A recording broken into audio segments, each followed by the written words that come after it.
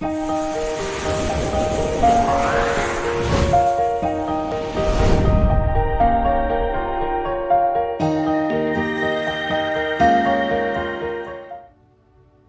como vai? Hoje eu quero falar sobre as 4 chaves para não correr riscos ao ajudar pessoas. Mas de onde vem essa pergunta? Veio do amigo nosso, Marcelo Rossi, que ao assistir o vídeo intitulado Por que conhecemos o fracasso sem fazer nada de errado, ele temeu que ele pudesse também fracassar ao ajudar pessoas.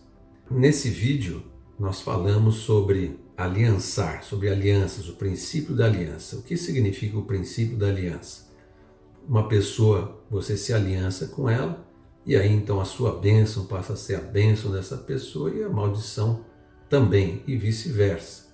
Dei até como exemplo Davi e Jonatas, 2 personagens bíblicos que eram amigos. Davi, uma pessoa sem relevância social, um pastor de ovelhas, e Jonatas, o filho do rei, futuro rei de Israel. Eles fazem aquela aliança, está lá em 1 Samuel 18, verso 1, é dito que a capa de Jonatas seria para Davi, assim como a sua armadura, o seu arco, a sua espada e o seu cinto. O cinto era onde se colocava o dinheiro, então até os recursos Davi dividiria com Jonatas. No final, o que aconteceu? Jonatas foi morto numa guerra, juntamente com seu pai, e Davi passou a ser o rei de Israel. Será que um ficou com a bênção do outro? Sem dúvida. Então, nós sabemos que tem culturas que têm um comportamento de separação, de não entrar nesse jugo desigual, como a Bíblia chama, como por exemplo os judeus, e eles são muito prósperos, eles só fazem negócios entre si, pessoas que têm a mesma fé, a mesma visão das coisas, né? Então eles estão nivelados espiritualmente. E aí então vem o nosso amigo Marcelo e faz essa pergunta, a qual nós vamos passar a responder. Mas antes eu quero pedir para você, se inscreva no nosso canal, assista, compartilhe os vídeos e acione o sininho. Realmente pode ser terrível fazer uma aliança com uma pessoa que está com problemas, porque você pode carregar os problemas dessa pessoa. Então, o receio de ajudar uma pessoa e carregar os problemas dela existe. Seria como tentar ajudar uma pessoa tirando ela do poço. Então você estende a sua mão para ajudar aquela pessoa e em vez de você retirá-la do poço, ela que te puxa e você cai dentro do poço. Antes era uma pessoa necessitada e uma podendo ajudar. Agora são 2 pessoas necessitadas, precisando de ajuda.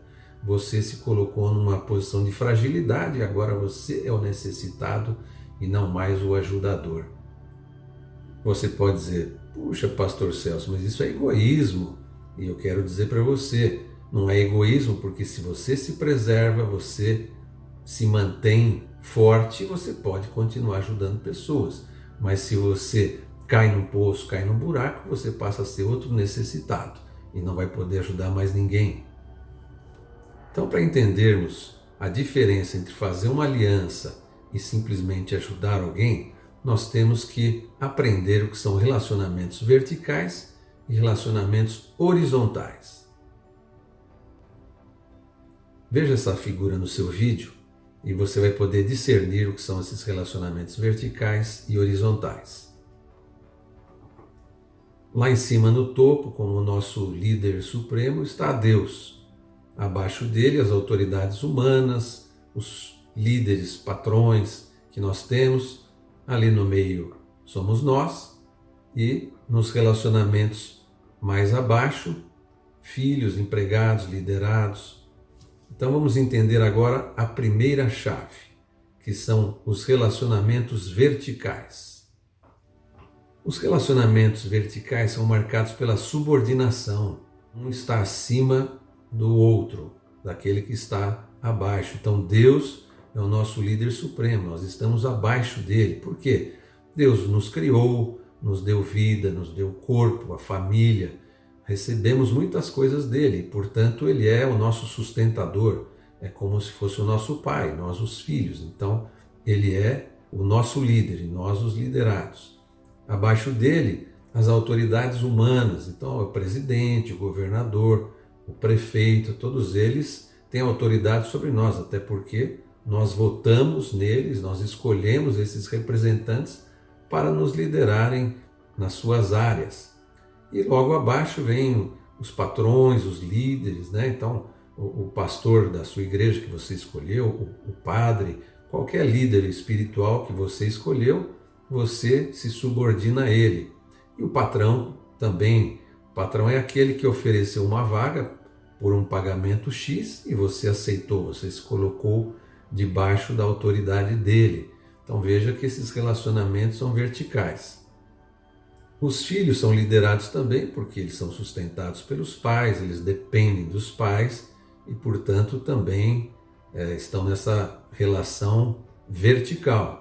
Por fim, eu coloquei aí posição inferior, são aqueles relacionamentos onde um sobressai sobre o outro. Na área da doação, que é o objeto maior aqui da nossa palavra, ajudar alguém, você está doando algo, o seu tempo ou alguma coisa, o doador é sempre superior ao donatário. Em outras relações é assim também. O empréstimo, quem empresta é superior ao que toma emprestado. A herança, quem deixa os bens, é superior a quem recebe. Então esses relacionamentos são relacionamentos que colocam as pessoas em subordinação. A segunda chave são os relacionamentos horizontais. Esses relacionamentos, como você pode ver aí no organograma, ao lado da pessoa central está o cônjuge e o sócio. Então são relacionamentos que têm uma natureza diferente. O cônjuge é aquele que se casou e ele se coloca em igualdade, ele se torna um só. O marido com a esposa são um só, então dividem tudo. O que é bom para um é bom para o outro, o que é ruim para um é ruim para o outro. A sua bênção é a minha bênção. Então é um relacionamento horizontalizado. As pessoas estão em pé de igualdade. Já o sócio, ele está aliançado conosco numa área específica.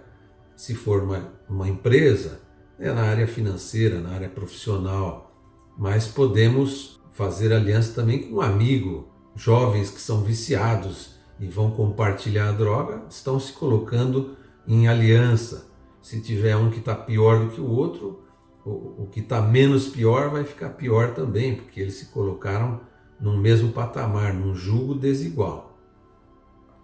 Terceiro passo importante para você entender é como administrar essa dualidade, como administrar esse confronto que existe entre os relacionamentos verticais e os horizontais. Em geral, as pessoas não prestam muita atenção nisso, mas isso é muito importante. Estabelecer relacionamentos verticais é algo que traz um risco menor no mundo espiritual. Por quê? Porque no relacionamento espiritual, onde há subordinação, existe a bênção. Deus, ele diz na sua palavra que ele abençoa aquele que obedece. Então, quando você obedece a Deus, recebe bênção. Quando você obedece seu pai, recebe bênção. Quando você obedece seu patrão, é abençoado. Então é um relacionamento tipicamente abençoador no mundo espiritual. Já no mundo físico, ele traz algum risco, você tem que avaliar muito bem o que você está fazendo. Então, se você está dando algo para uma pessoa, você tem que ver se aquilo não vai fazer falta para você. Se você está contratando uma empregada doméstica, você tem que saber se você vai ter os recursos para pagar essa pessoa nessa relação vertical. Então, mais cuidado no mundo físico, do ponto de vista humano, e bênçãos no mundo espiritual. Já os relacionamentos horizontais, eles trazem um maior risco no mundo espiritual. Eles estabelecem sobre a vida de uma pessoa as mesmas bênçãos e as mesmas maldições. Então deve ser avaliado com muito mais cuidado. Você deve fazer uma análise espiritual para entender o que está acontecendo. Veja o gráfico a seguir, onde eu tento mostrar a questão da dificuldade num relacionamento vertical e no relacionamento horizontal. O relacionamento vertical é o azul e o relacionamento horizontal é o cor de abóbora. Você percebe que a dificuldade começa ali no zero, é nenhuma dificuldade, depois passa para o 1, 2, 3, vai aumentando a dificuldade. Então veja que no mundo espiritual, o relacionamento vertical ele tem pouca dificuldade. Quando ele vai indo para o mundo físico, vai aumentando a dificuldade. Já o relacionamento horizontal é o contrário. Traz mais dificuldades no mundo físico, no mundo espiritual, melhor dizendo. Ele começa lá no 5, nível de dificuldade 5, e vai baixando para o 1 à medida que vai chegando no lado humano, no lado mais físico da pessoa. E a quarta chave para você entender definitivamente essa diferença entre os relacionamentos e os riscos e as bênçãos que advêm deles. Um relacionamento vertical, ele pode se transformar em horizontal? Sim, ele pode, porque o que importa aí não é a direção, se é na vertical ou na horizontal, mas sim o relacionamento entre as pessoas. Aquilo que elas vivenciam é que vai ditar se um relacionamento ele está mais para horizontal ou mais para vertical. Vou dar um exemplo para você entender. O patrão e a secretária. O patrão está num patamar superior, ele paga a sua secretária e a relação de pagamento coloca quem paga num nível superior e quem recebe num nível inferior, mas não traz grandes riscos espirituais. Mas aí então o patrão começa a namorar com a secretária e aquele relacionamento que era vertical, ele começa a se horizontalizar, porque eles vão dividir coisas. Eles podem iniciar o relacionamento na vertical e aí ele vai parar na horizontal. E aquilo que era uma forma de trazer bênçãos pode trazer maldições se você não avaliar espiritualmente esse relacionamento. Eu vou dar alguns exemplos agora para você ter uma dimensão real sobre essa questão. O primeiro deles é a pessoa que vai visitar o seu amigo que está doente e não sabe que doença que o amigo tem, e ele fala, não, vou lá doar um pouquinho do meu tempo, vou visitar o meu amigo para demonstrar o meu carinho por ele. E aí então ele vai lá fazer essa visita. Num tempo de hoje como de pandemia, ele pode pegar a enfermidade, pode pegar o coronavírus, e aquilo que seria apenas uma ajuda, uma doação, acaba se tornando um problema para ele. Por quê? Ele se colocou no mesmo patamar que o amigo, correu os mesmos riscos que o amigo. E aí então aquilo que seria uma ajuda passa a ser um relacionamento em aliança, em associação. E certamente nesse caso trouxe um grande problema para essa pessoa. O que seria o certo então? Meu amigo está doente, numa época como essa, vou orar por ele. Vou fazer uma oração, vou fazer um vídeo e mandar para ele, vou enviar um presentinho para ele, algo que ele gosta, mas não vou me colocar em risco, não vou me colocar em pé de igualdade com ele.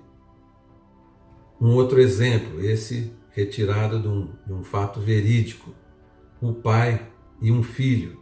O filho chegou para o pai e falou assim, pai, estou abrindo uma empresa aqui, você não pode ser meu sócio? Põe seu nome aqui na empresa. E o pai, para ajudar, colocou lá o nome. E o filho foi tocando a empresa e o pai não sabia o que estava acontecendo. Ao cabo de algum tempo, ele tem problemas. O filho estava devendo uma fortuna de tributos. E aí ele vem para mim e comunica esse problema, que teria outras consequências que não vêm ao caso aqui. Poxa, então o pai não pode ajudar o filho, pastor Celso? Eu quero dizer para você que ele pode, mas qual seria o certo nesse caso? Não, filho, colocar meu nome como sócio não, eu não vou participar, não vou trabalhar, não vou saber o que está acontecendo. O que eu posso fazer é, eu te empresto um dinheiro e quando você puder, você me paga. Então, na relação de empréstimo, ele continua na posição hierarquicamente superior e o filho na inferior. Ele não horizontaliza o relacionamento. E um terceiro exemplo ainda, para a gente ter uma melhor noção do que eu estou falando. Certa vez, eu e alguns amigos, alguns irmãos, fomos evangelizar lá na Cracolândia. Imagina se a gente chegar lá e dar dinheiro para algum deles. O que eles vão fazer com o dinheiro? Vão comprar droga, vão se expor a um risco maior e a nós também, com pessoas que podem ser assaltadas, podem ser roubadas para atingir o fim que eles querem, que não é bom. Qual seria o certo então? Exatamente aquilo que nós fizemos. Nós fomos lá levar uma palavra de carinho, uma palavra de fé, de esperança, uma pessoa que aceitou a nossa conversa, nós acabamos levando para uma casa de recuperação. E assim, essa pessoa foi tratada e foi restaurada. Não sei se você percebeu, mas existe um elo de ligação entre esses exemplos que eu dei. E esse elo é a falta de conhecimento. No primeiro caso, a pessoa desconhecia a enfermidade do amigo e se colocou em risco. No segundo caso, o pai desconhecia o que o filho estava fazendo na empresa, se colocou em risco. E no terceiro caso, da mesma forma. Você, ao dar dinheiro para uma pessoa, não sabendo o que ela vai fazer com o dinheiro, você corre riscos. Então, qual a conclusão que tiramos? O ideal é você ajudar alguém que você conhece. Uma vez, nós ajudamos uma pessoa que era da igreja e não era uma pessoa, um pobre, um necessitado.